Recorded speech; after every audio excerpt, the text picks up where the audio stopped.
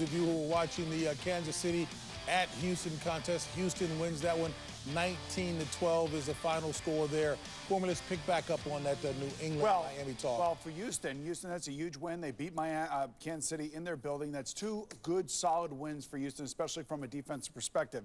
They are catching a major break Thursday night because Jimmy Garoppolo, I doubt we'll see him, for the next 8 weeks, maybe even longer than that. To me, that looks like a shoulder separation, looks like a clavicle, something like that. That injury is significant, and it was to his throwing arm. So now, Houston comes in, and Coach, you always said this, I don't care what the schedule looks like. I just want to know what the team looks like when we're going to play them. And you watch Kiko Alonso right here.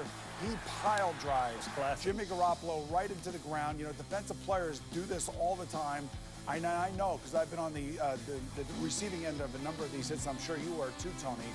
But this is a big, giant challenge now for Coach Belichick, for Josh McDaniels, their offense coordinators, to get Jacoby Brissett ready for the Houston Texans, one of the best defenses in football. On a short week. On a short week, yeah. Well, how do you get his backup ready? Do they have somebody on the practice squad? Do you go out and you make a trade? Do you sign somebody else's team? This has a ripple effect. And it's not about who you play, it's when you play them. And you talk about the Houston Texans, catching a break. This was going to be tough sledding for the New England Patriots anyway. Now, listen, I can go down all the way. You can go all the way back 10 games. Early in the pregame, I charted the Houston Texans. They haven't given up more than 12 points in their last 10 games. And now their offense is picking up. Lamar Miller, again, a solid day, 85 yards.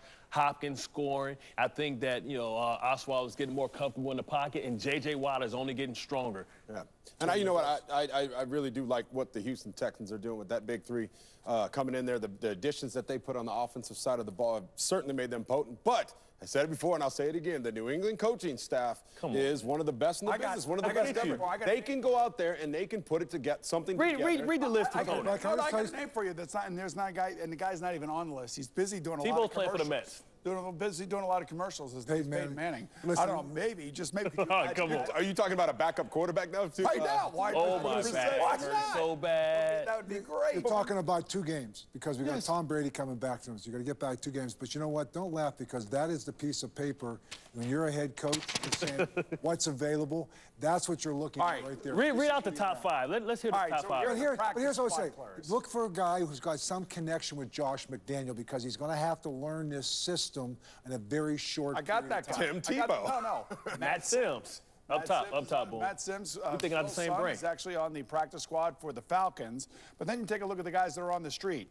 Johnny Manziel, I don't even know if he's eligible to play right now. No. Tavares Jackson, Jimmy Clausen, Josh Freeman, Matt Flynn, Ryan Lindley, Charlie Whitehurst, Peyton Manning, Matt Hasselbeck, Peyton Manning, Mike Vick, and Tim Tebow. I got one for you. Is Boomer Esiason on that list? No, Boomer's not on the list. I'd love to go up there for 2 weeks. I got one for you. Be fun. What? Julian Edelman, who was a quarterback before, can be the emergency guy. But wait He's filled in. Wait a second. They got enough receivers. There's Andrew Luck getting ready for the matchup. I'll tell you what, he had a big game last week against the Lions, but today is a different defensive animal in the Denver Broncos. Coach Trevor Siemian. I'll tell you what a great debut he had. You talked about first-time starters.